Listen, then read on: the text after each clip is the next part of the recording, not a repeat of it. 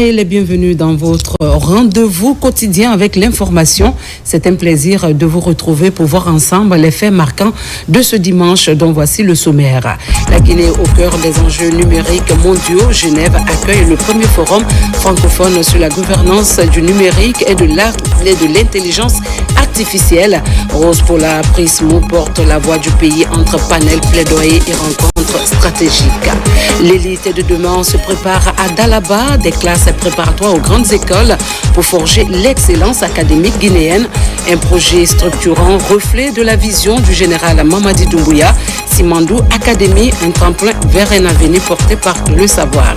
Un littoral qui se transforme pour la jeunesse, la plage de la Jetée sous l'impulsion du général Mamadi Doumbouya en route vers une nouvelle vie entre détente et utilité, assainissement, aménagement. Mesdames et messieurs, bonsoir et bienvenue dans ce journal d'information. La Guinée a la 4e conférence internationale sur le financement du développement à Séville, Espagne. Cette participation stratégique a permis au pays de présenter ses priorités nationales et de consolider ses alliances internationales axées sur la transformation économique et la digitalisation des services publics. La délégation guinéenne a défendu des projets pour soutenir le développement durable. Ousmane Bangoura, Almam Ousmane Gobele Keita. Tout au long des travaux de la 4e conférence internationale sur le financement du développement qui s'est tenue à Séville en Espagne, un message fort s'est imposé. La Guinée, représentée par une importante délégation gouvernementale, a profité de cette tribune mondiale pour porter haut ses priorités et défendre ses ambitions de transformation. Au cœur des échanges, la délégation guinéenne, conduite par le Premier ministre Amadou Ouriba, a eu une rencontre stratégique avec la Banque européenne d'investissement. L'occasion pour la Guinée de réaffirmer ses objectifs de transformation économique en présence des ministres de la coopération et de l'économie numérique. Les discussions ont abouti à des avancées majeures, notamment un accord en préparation d'environ 200 millions d'euros destiné à améliorer l'accès à l'eau potable à Conakry. La BI a également renouvelé son soutien au programme Simandou 2040. Nous, aujourd'hui, on a eu la chance de rencontrer la Banque de technologie des Nations Unies, un organe essentiel pour les pays les moins avancés ou les pays en développement, pour avoir des projets qui peuvent être financés dans le domaine de l'innovation et de la technologie. Nous avons également eu l'opportunité de rencontrer la Banque d'investissement européenne et d'autres structures financières, notamment la BID, la Banque mondiale, et ceci au cœur de leurs soucis, comment faire du digital un acteur majeur de levée du développement durable.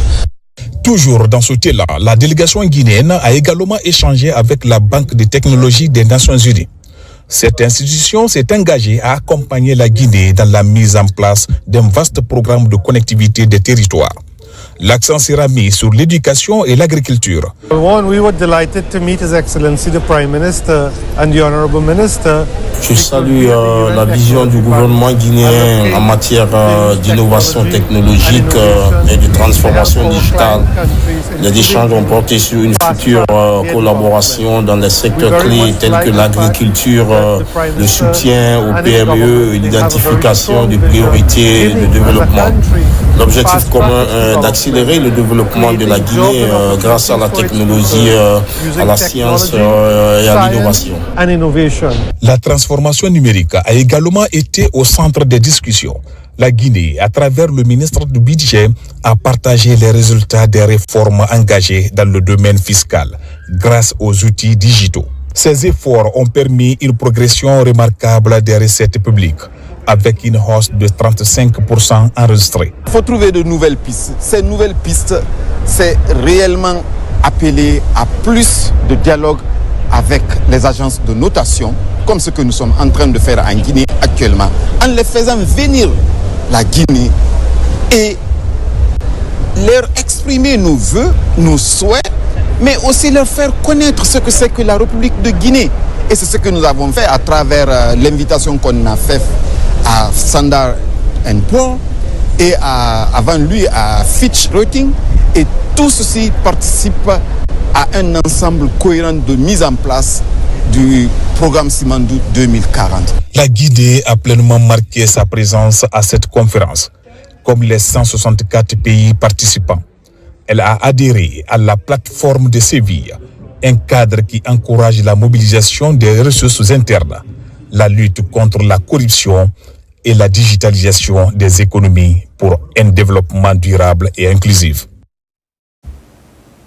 La Guinée s'affiche sur la scène francophone du numérique et de l'intelligence artificielle. À Genève, la ministre des Postes, des Télécommunications et de l'économie numérique représente le pays au premier forum francophone consacré à la gouvernance numérique et à l'IA.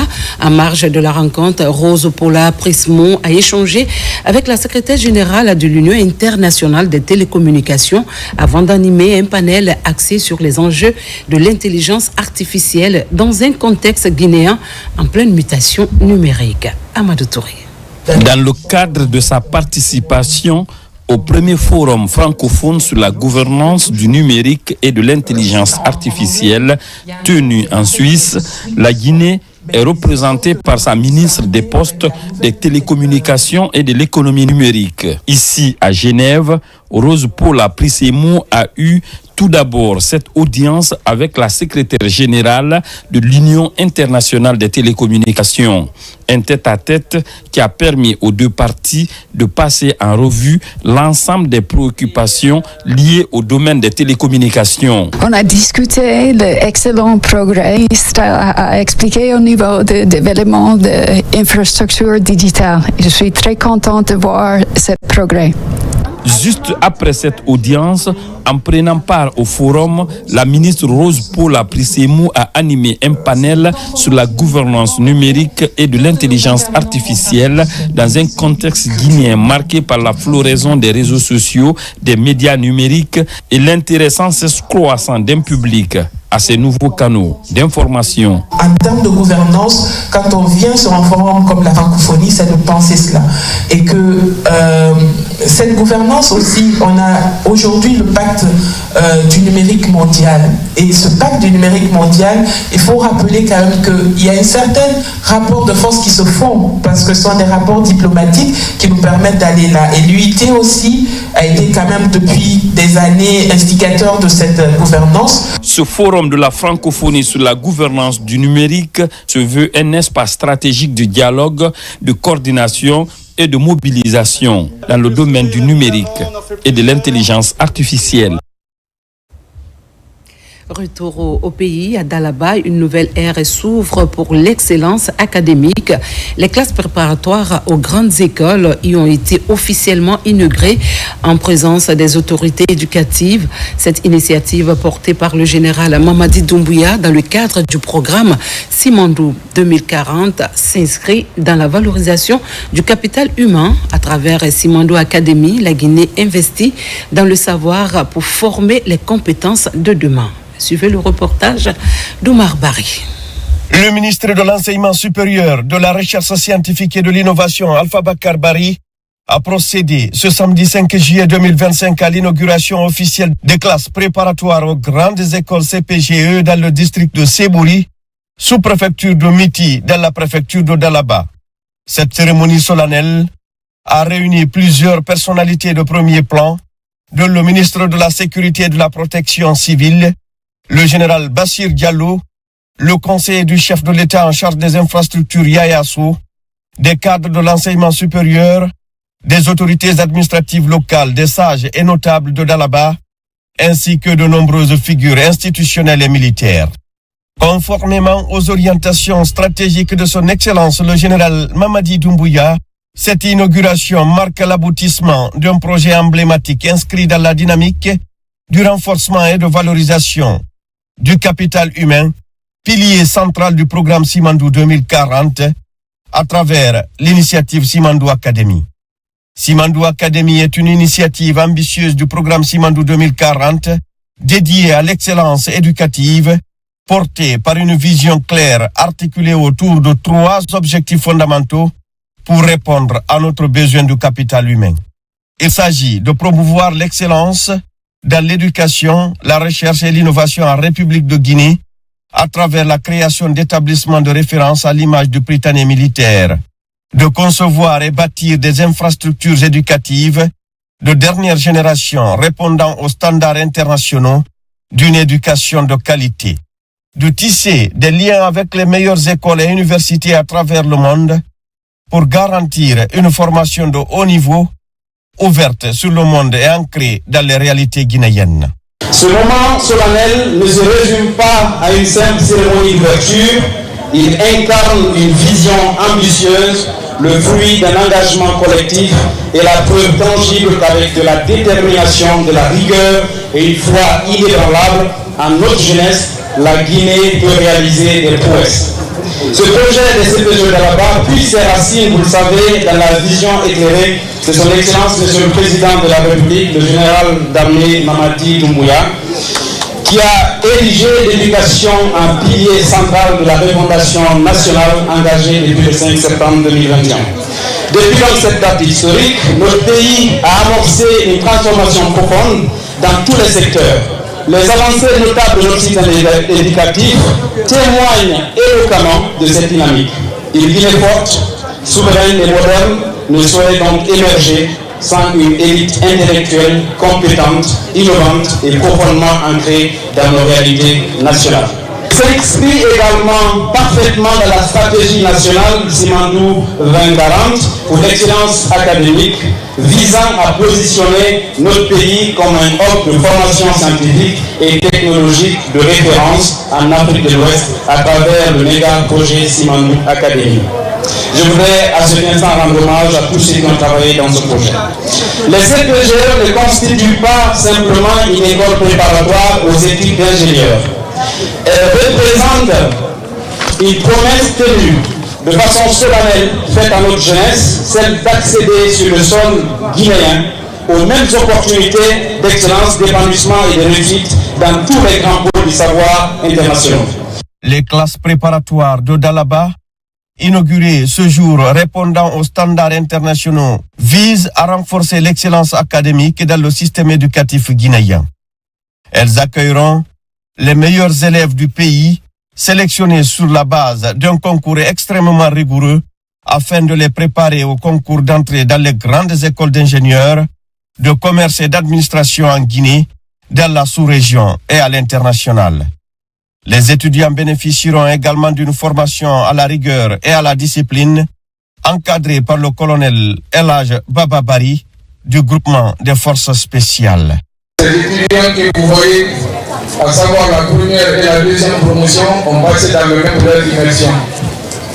Donc, ils ont reçu tout ce qu'il fallait dans le cadre de l'esprit patriotique, le sérieux dans le travail, le respect mutuel sans distinction technique. Je l'ai toujours dit dans mes propos, la Guinée est une famille. L'ethnie, c'est le détail. Ce qui est clair, le concours, c'est pas se sentir compte de tout ce qui s'ensuit. Et seuls les meilleurs ont été retenus. Donc restez à la même lancée jusqu'à votre sortie.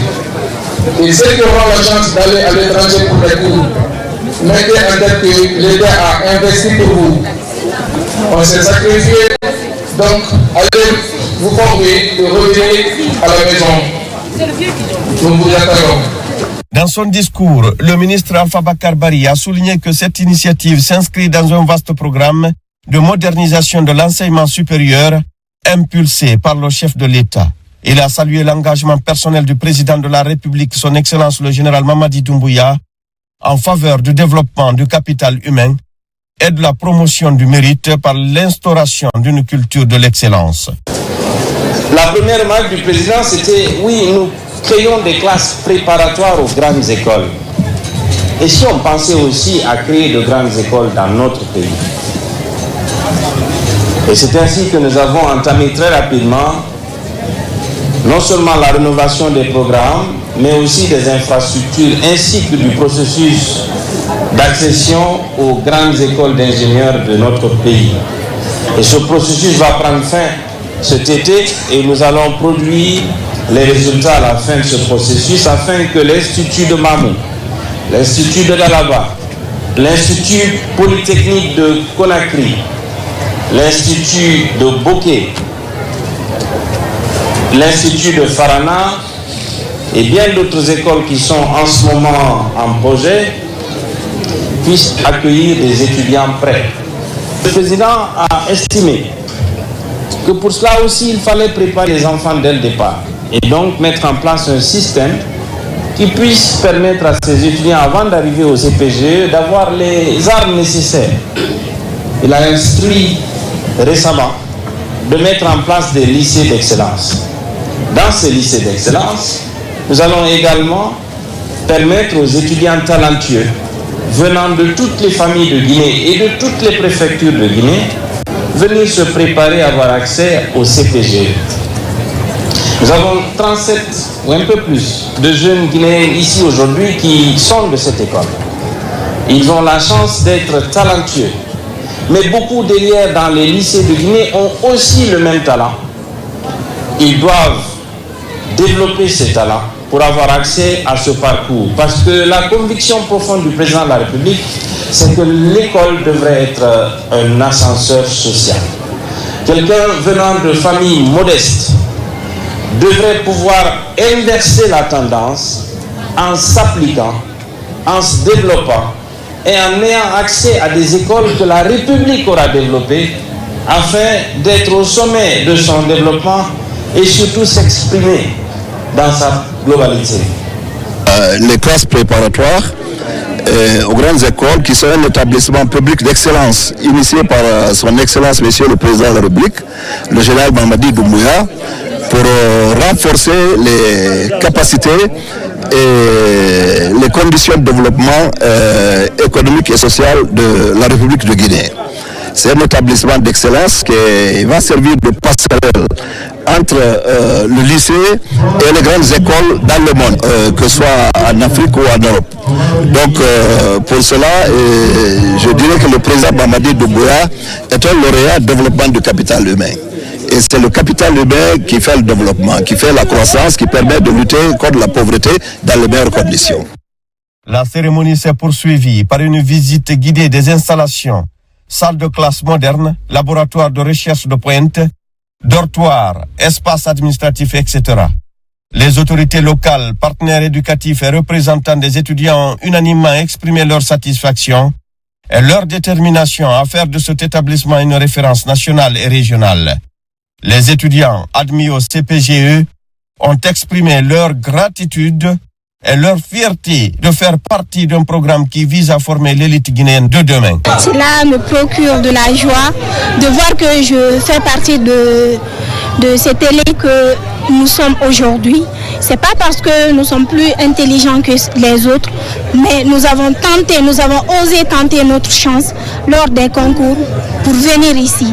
Donc c'est une immense joie pour moi de voir que je fais partie surtout de la première cohorte. De la part de tous les étudiants des CPGE, je remercierai le chef de l'État, le général Mamadi Doumbouya, d'avoir eu l'idée de nous créer une école d'excellence afin de nous permettre, nous aussi jeunes de la Guinée, de nous projeter dans le monde scientifique à travers le monde. On a fait une petite immersion au camp d'une semaine et ça s'est plutôt bien passé.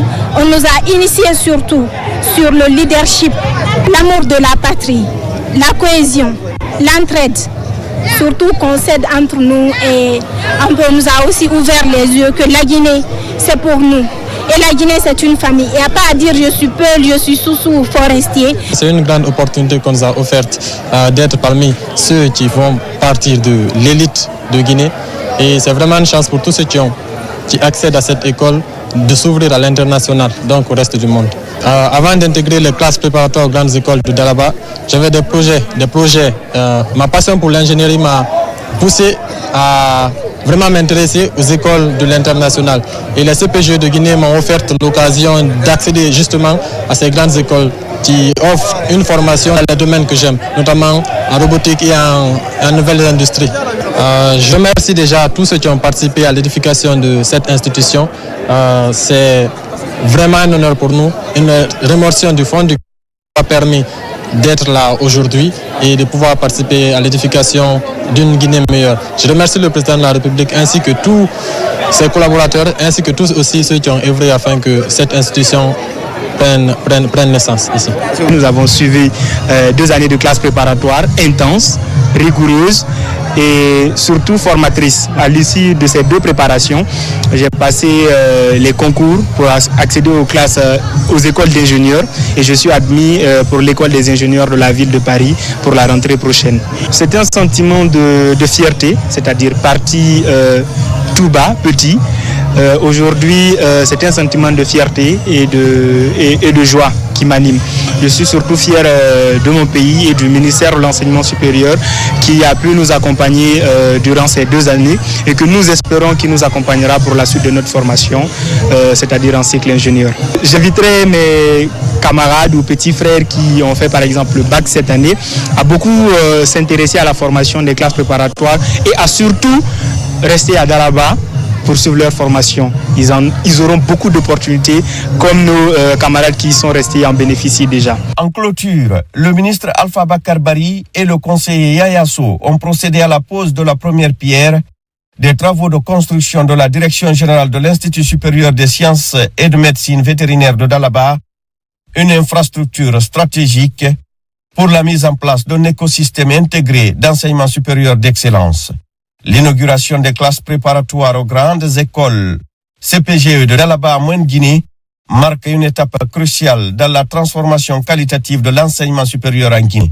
Elle illustre la volonté affirmée du président de la République, son Excellence le général Mamadi Doumbouya, de faire du capital humain le levier central du développement socio-économique durable et responsable du pays.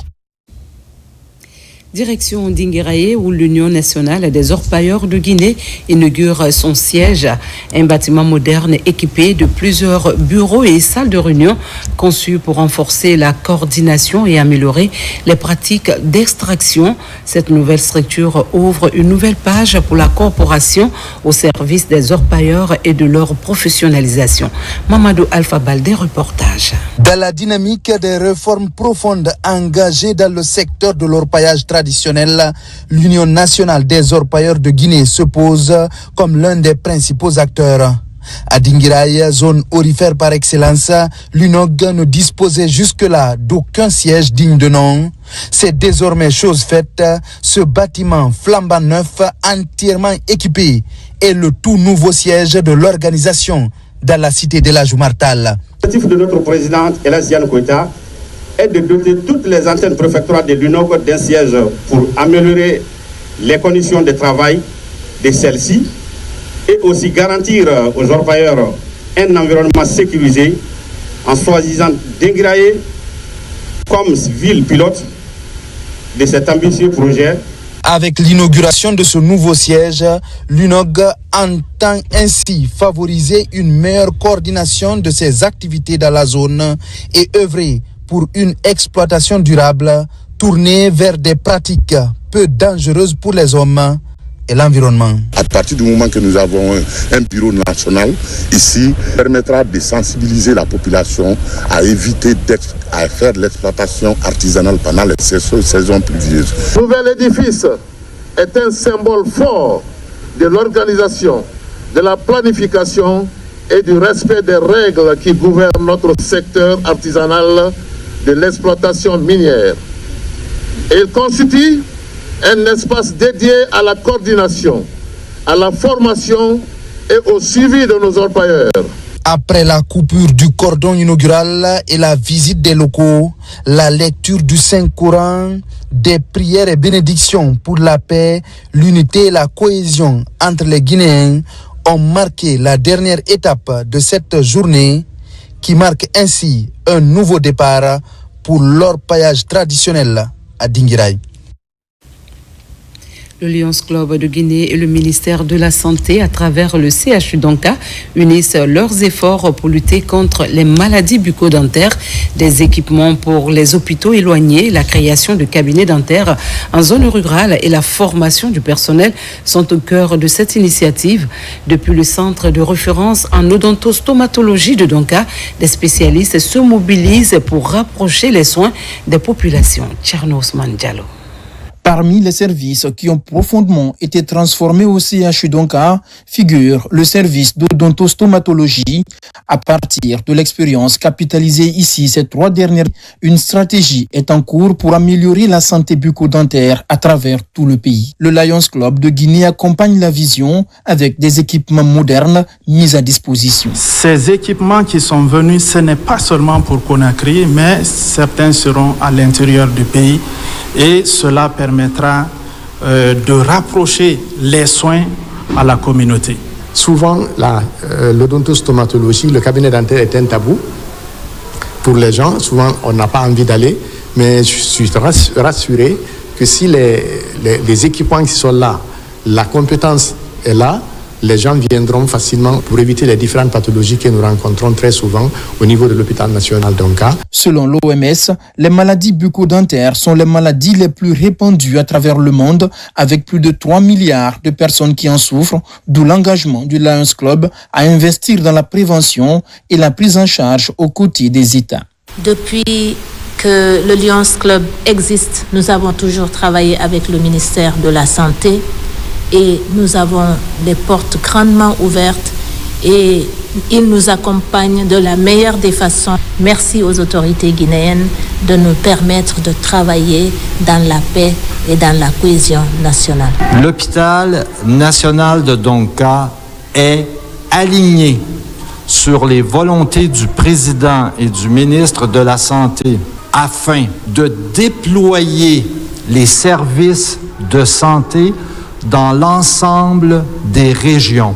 Au-delà de la prise en charge des patients, les spécialistes du CHU Donka, pour la plupart enseignants-chercheurs, affichent la volonté de développer la recherche scientifique à l'intérieur du pays sur les maladies bucco-dentaires. Ces équipements serviront aussi à cela. La Guinée a célébré la 3e journée nationale de la biologie médicale sous le thème « Ensemble, luttons contre la résistance aux antimicrobiens ». Cette journée vise à sensibiliser les acteurs sur ce défi sanitaire. La Direction nationale des laboratoires a présenté le plan d'action national 2025-2029 pour combattre la résistance aux antimicrobiens. De nombreuses personnalités, dont les ministres de la Santé et de l'enseignement préuniversitaire, ont répondu présent. Djaray Diallo et Sounonou Sidibé pour plus de détails. En première ligne du diagnostic médical, les biologistes souvent discrets jouent un rôle essentiel dans la prise en charge des patients. À Conakry, la 3e journée nationale de la biologie médicale a permis de mettre en lumière ces acteurs et de débattre des enjeux liés à la résistance aux antimicrobiens RAM. Un traitement doit réussir, il faut un bon résultat de laboratoire et ils œuvrent pour ça. Mais souvent ils sont à l'ombre, ils ne sont pas connus. Et cette journée, c'est une opportunité de les valoriser et de comprendre ce qu'ils font. Pour moi, cette formation va permettre aux participants d'avoir des nouvelles connaissances, d'être à jour en matière de résistance. Et la résistance est considérée comme une épidémie qui risque de dépasser les autres épidémies dans le monde en entier, mais beaucoup plus en Afrique et particulièrement dans notre pays. L'occasion de renforcer la coordination face à la menace croissante de la RAM. Nous allons faire de la sensibilisation auprès de la population d'abord, de ne pas faire une automédication. Ensuite, au niveau des prescripteurs, au niveau du personnel soignant, de ne pas prescrire des antibiotiques aussi à l'aveugle. Il faut avoir la preuve bactériologique. Ça permet non seulement de minimiser les dépenses pour le patient, mais ça permet aussi au patient de ne pas développer une résistance aux antimicrobiens qui pourrait éventuellement le conduire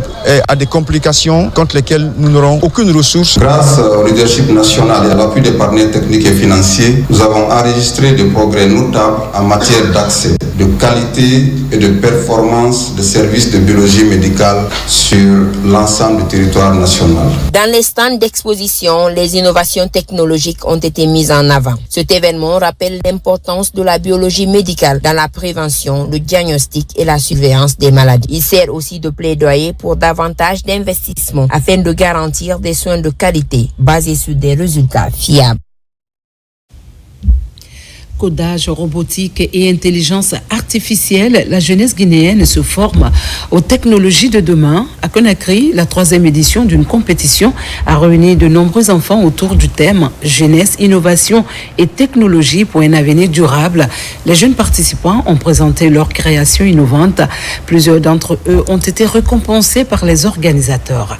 Alpha Isiagaba, Maïmouna Bela Diallo. En codage robotique ou encore en intelligence artificielle, ces enfants ont tout maîtrisé. Sous leurs yeux, des barrières automatiques pour la gestion d'un parking intelligent, des détecteurs d'incendie, à côté beaucoup d'autres créations artificielles.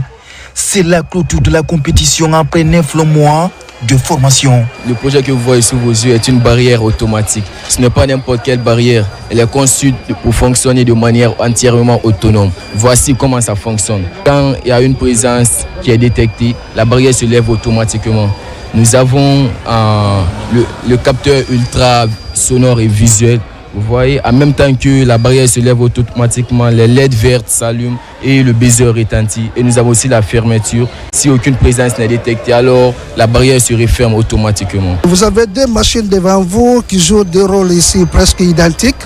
Mais la différence, c'est que l'autre fabrique ici ce qu'on appelle des objets en plastique. Et l'autre, par exemple, ici vous avez la coupe. Ça, c'est un objet en plastique ici qui a été fabriqué par cette machine. On appelle ici l'imprimante 3D. La deuxième machine qu'on appelle ici le découpe laser ici. Exemple, les enfants qui ont voulu modéliser un animal comme ça selon leur choix, ils modélisent sur leur ordinateur et puis ils utilisent la machine là pour pouvoir imprimer facilement et ils ont l'objet. À l'origine de la compétition, le club des jeunes scientifiques francophones de Guinée, la compétition qui à sa 3e édition a réuni plusieurs écoles publiques et privées de Conakry. Les gagnants sont récompensés. Les enfants ont réalisé ces projets comme des poubelles intelligentes, comme les arrosages automatiques, comme des robots mobiles.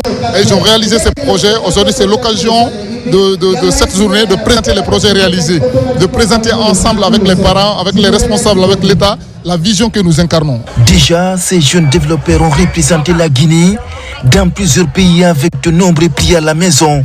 La prochaine édition va mettre en compétition les personnes à mobilité réduite, notamment les malvoyants. L'avenir s'écrit dès le plus jeune âge. Azeré Corée, l'innovation au centre des échanges. Chercheurs et étudiants en arts et métiers ont débattu des enjeux liés à la propriété intellectuelle, brevets d'invention, marques, indications géographiques ou encore modèles d'utilité. Une rencontre initiée par le ministère du Commerce, de l'Industrie et des PME pour mieux outiller ces acteurs sur la valorisation de leur création. Abdul Karim Kamara. Depuis un bon bout de temps, Zéré Corée est devenu un creuset des initiatives à la fabrication locale. Plusieurs idées sont intégrées en des objets pour satisfaire la population de cette préfecture. Malheureusement, l'ensemble de ces innovations a du mal à devenir des stratégies durables de développement. Ici, étudiants et chercheurs dans les arts et métiers sont à l'école du service de la propriété industrielle. Ils sont édifiés à l'utilisation de l'information technique contenue dans les documents de brevets et des modèles d'utilité. Il faut avoir en sa possession l'information technique et tâtonner, voir comment les mettre en œuvre de façon adaptée. Et même il y a certaines technologies moins onéreuses, qui sont très adaptés, mais par manque d'information, les gens ne savent pas où aller. Si on n'y va pas comme ça, on va faire ce qu'on appelle du tape à l'œil en matière de développement. C'est-à-dire que quelqu'un va commencer quelque chose qui n'ira pas loin. Ces acteurs sont surtout amenés à comprendre l'importance de la propriété intellectuelle pour l'économie d'un pays. Ceci porte sur des éléments comme la stimulation de l'innovation, la compétitivité des entreprises, l'attractivité économique, l'encouragement de l'industrialisation locale ou encore la création de la valeur ajoutée immatérielle. Ça m'a encouragé de plus d'améliorer, comme on appelle, ce que je suis en train de faire. Dire qu'il y a des gens qui protègent les choses pour que ça vous appartienne. Donc, je ne connaissais pas ça avant. Nous les amenons à travailler avec abnégation, engagement, pour qu'ils puissent valoriser leurs compétences. L'intérêt de faire des recherches dans les bases de données, de brevets et modèles d'utilité est aussi débattu pour permettre à ces acteurs d'identifier les tendances, de s'inspirer légalement et surtout d'éviter de réinventer la roue. Et puis les métiers de l'hôtellerie et de la restauration s'imposent comme un véritable levier d'émancipation pour les femmes et filles de la commune de Kaloum grâce à un partenariat entre la direction générale du CAEF et la société Wali. Une centaine de jeunes filles bénéficieront d'une formation en art culinaire, un pas géant vers l'autonomie économique de ces femmes issues de milieux défavorisés. Mohamed Kamara pour les précisions. Les métiers de l'hôtellerie et de la restauration intègrent les filières traditionnelles au CAEF de Kaloum. La volonté des responsables du ministère en charge de la promotion des femmes est de faire des CAEF du pays de véritables pôles d'incubation. Un partenariat stratégique est scellé entre DGKF et Willy. Il porte sous la formation d'une centaine de filles dans les métiers culinaires. Je me réjouis de ce partenariat que nous venons de sceller avec la société Willy Sarl. Il s'agit d'une convention de cession d'un espace au CAEF de Kaloum, un espace qui servira de restaurant-école pour former les jeunes filles en restauration et en hôtellerie. Pour formaliser ce partenariat centré autour de la restauration, les deux parties s'engagent au respect de la convention consignée dans ce document. Ce sont nos métiers de base, restauration, accueil, hébergement. Nous pensons que notre expérience peut être transmise aux apprenants des CAEF. Et donc l'idée, c'est de faire en sorte qu'un organisme public national avec une société 100% guinéenne puisse coopérer et donner des résultats au bénéfice de tout le pays. L'entreprise Willy évolue dans le secteur de la restauration, surtout à l'intérieur du pays, depuis une décennie. Aujourd'hui, la volonté est de donner une formation en restauration aux filles et femmes issues des milieux défavorisés. En Guinée, comme dans de nombreux pays musulmans, la communauté a marqué le 10e jour du premier mois du calendrier islamique. À Conakry, cet événement a été célébré par des prières, un jeûne collectif et la rupture de celui-ci dans un esprit de gratitude et de purification, un moment de foi pour remercier Dieu et expier les péchés de l'année écoulée. Marwan Kamara nous fait le point. Ashura, ou le 10e jour du premier mois de l'année dans le calendrier musulman, est commémoré par la communauté musulmane par le jeûne et d'autres actes de dévotion. À Conakry, l'événement est perçu comme une forme d'expiation et de rapprochement spirituel. Sous le chapiteau Baye Issa, après une journée de jeûne et d'intenses prières, les fidèles se réunissent pour partager un repas commun. Aujourd'hui, nous sommes dans un jour mémorable, un jour pendant lequel Allah subhanahu wa ta'ala a fait le bienfait pour un de ses serviteurs, qui est son vaillant messager, Moussa alayhi salam. Il a sauvé de son ennemi qui est Pharaon. Après ce sauvetage, les Juifs jeûnaient ce jour-là par signe de reconnaissance. L'attitude révèle l'un des objectifs de l'islam, l'instauration d'une paix durable et la valorisation de la pluralité. C'est une reconnaissance. C'est une reconnaissance de la délivrance, que ce que Dieu a fait pour Nabil Moussa, pour sa communauté, les Juifs. Donc au Pharaon, c'est ce jour-là, le 10e jour, qu'ils se sont libérés des Pharaons. Le jeûne là, c'est pas comme le Ramadan, mais avec sa grande valeur, celui qui donne à manger aujourd'hui aux musulmans pauvres guinéens, Dieu le récompensera. Je prie Allah subhanahu wa ta'ala qui nous a choisi d'être musulmans pour l'adorer. Nous le remercions et nous remercions ensemble M. Issa Diallo pour sa grande œuvre qu'il a fait pour nous, pour sa religion musulmane. Ashura, ou le 10e jour du mois musulman, est l'occasion pour les leaders religieux d'expliquer son importance pour les croyants et de renforcer les liens sociaux à travers des échanges qui reflètent la richesse culturelle et religieuse du pays.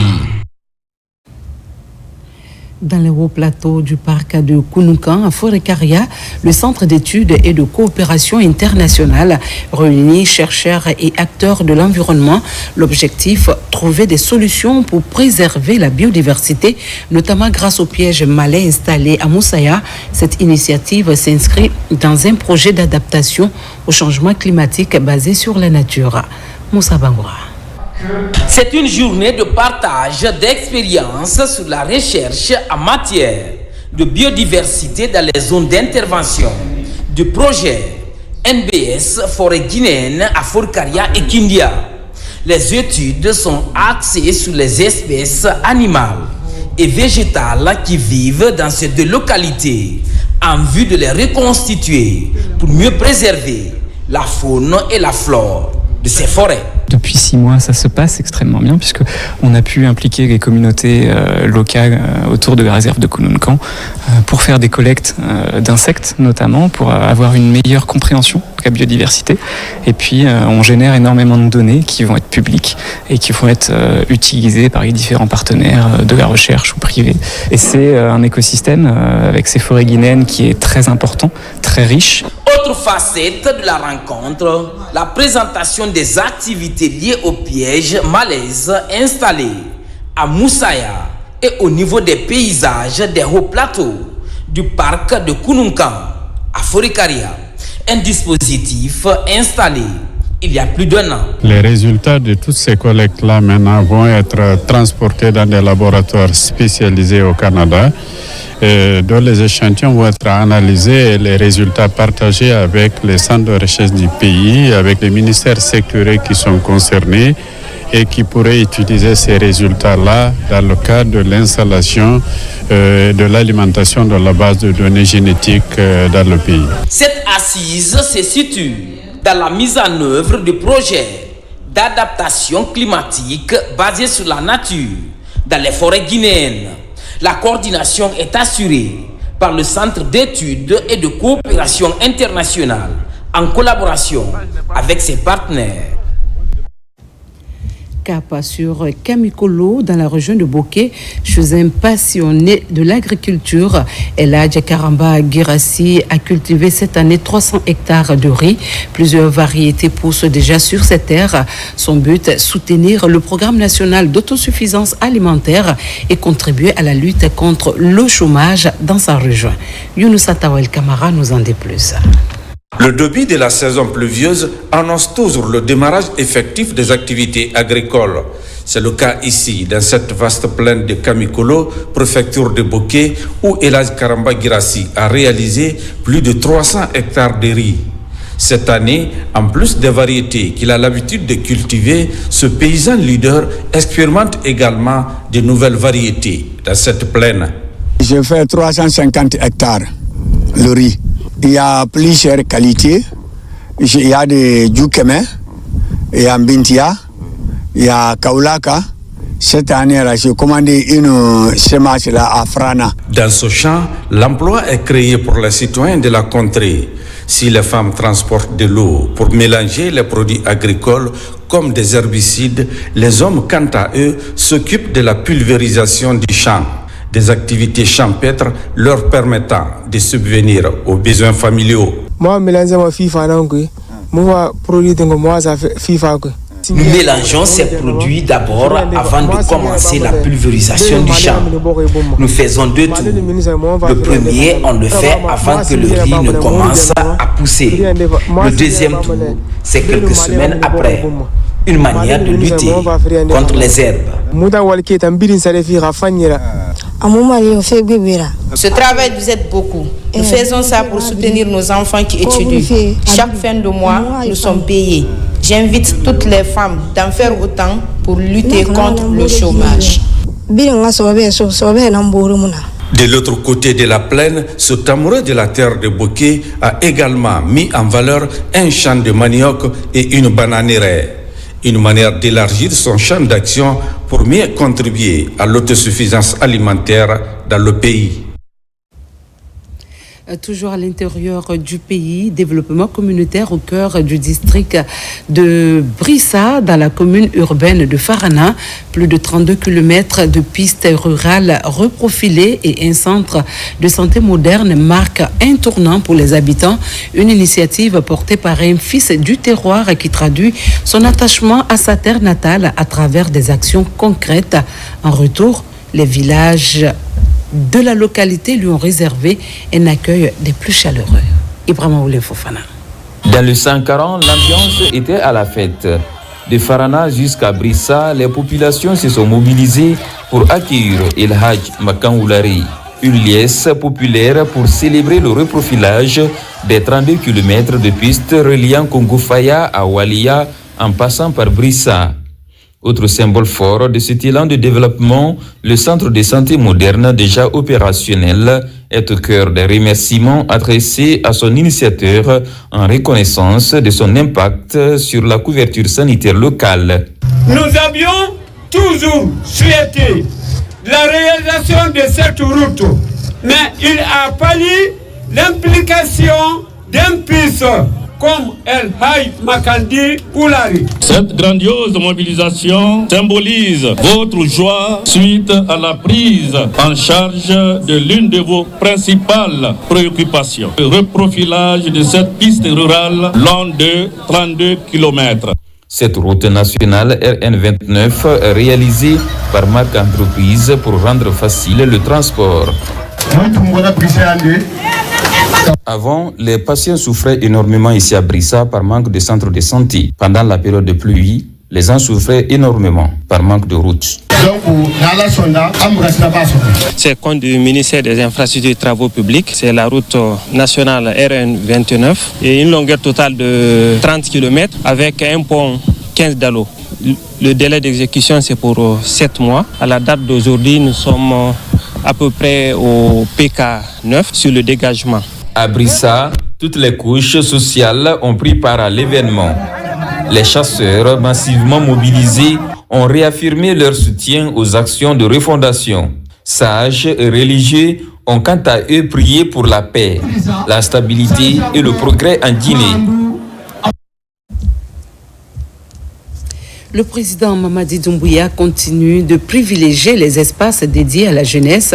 Après Kamayenne, c'est la plage de la Jetée qui fait l'objet d'une vaste campagne de nettoyage et d'aménagement sous l'impulsion de l'Office national des loisirs et dans le cadre du programme Simandou 2040. Plusieurs structures publiques œuvrent pour offrir un cadre agréable et propice à l'épanouissement des jeunes. Mamadi Terna Kamisoko. Situé entre le quartier de la Minière et celui de Taouya, la Jetée est l'un des sites naturels les plus prisés de la capitale. Depuis de nombreuses années, cette plage attire l'attention de l'Office national des loisirs. À l'instar de la plage de Kamayenne, la Jetée pourrait bientôt bénéficier d'un aménagement complet porté par une initiative présidentielle.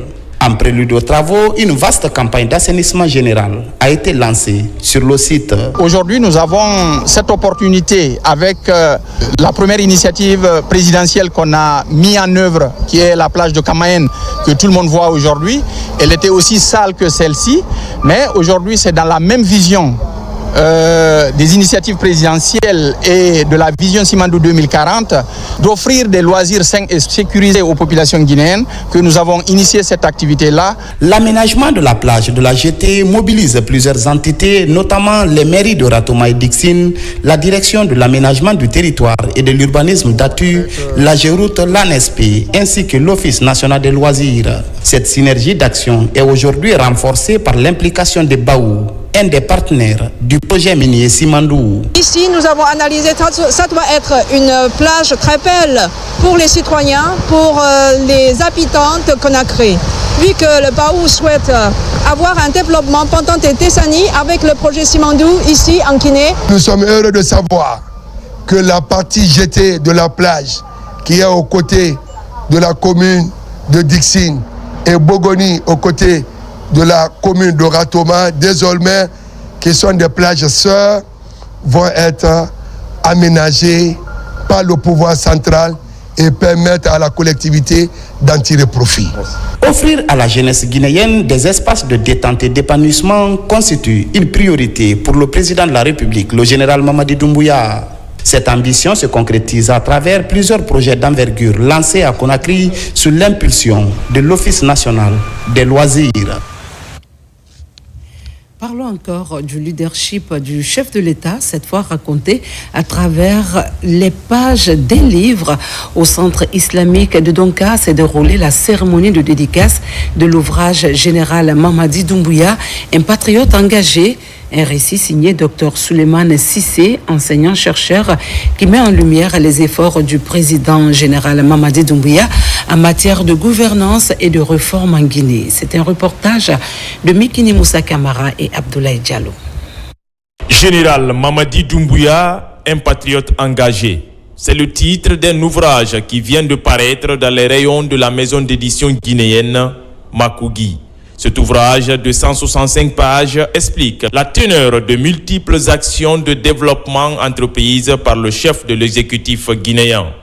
C'est le 7e livre de Dr Souleymane Cissé depuis qu'il a commencé à écrire en 2007. Pourquoi un patriote engagé? Je crois toute personne à un moment, quand on sent le besoin et quand on sait qu'on peut faire quelque chose pour notre nation, je crois qu'il ne faut pas laisser le bon moment d'agir à la bonne manière, de prendre votre responsabilité. Donc c'est ce que j'ai senti en ce monsieur le général. Ce professeur de cours d'arabe de l'Université générale Lansana Conté mobilise divers leaders religieux à ce rendez-vous. Le général Mamadi Doumbouya, un patriote engagé. Pardon, la Guinée, il faut que tous les jeunes islamologues emboîtent le pas de ce parce que là, on fait tout ce que l'islam fait, c'est la vérité.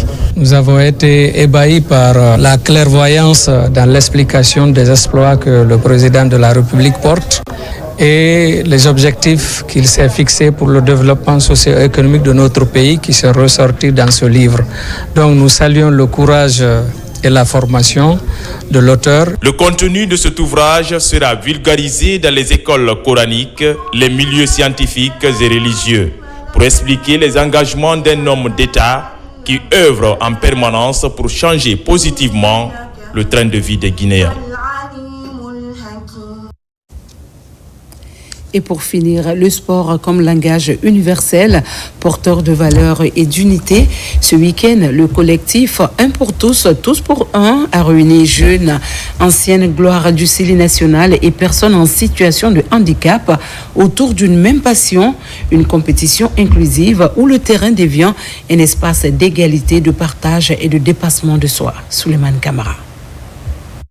Le terrain de sport de la commune de Bessia a vibré ce week-end sous le signe de l'unité et du partage. Un match de gala multisport organisé par le collectif Un pour tous, tous pour un. Il a rassemblé des centaines de personnes autour d'une vision commune, le sport comme outil d'inclusion et de cohésion sociale. Une compétition unique, mixte ou jeune, anciens joueurs du CELI national et personnes en situation de handicap ont joué côte à côte. Une manière de prouver que le sport transcende les différences. Les joueurs qui ont participé au tournoi, c'est très important pour nous qui se dévouent à la cause de la jeunesse de Bessia, étant donné qu'ils sont originaires d'ici. Et aujourd'hui, leur participation prouve que leur intérêt pour leur avenir. Ici, pas de compétition ordinaire, filles et garçons, valides et non valides, légendes du foot et jeunes espoirs ont formé des équipes unies. Objectif, montrer que le sport brise des barrières. Au programme, des matchs endiablés, mais aussi des séances de fitness collective et des discussions sur le vivre ensemble. Nous sommes là en tant que valides. C'est ce que nous disons dans la tête. Parce que être handicapé, ce n'est pas d'être condamné de faire les choses. Nous mettons en tête que tout ce que les gens valides font, nous aussi nous pouvons le faire.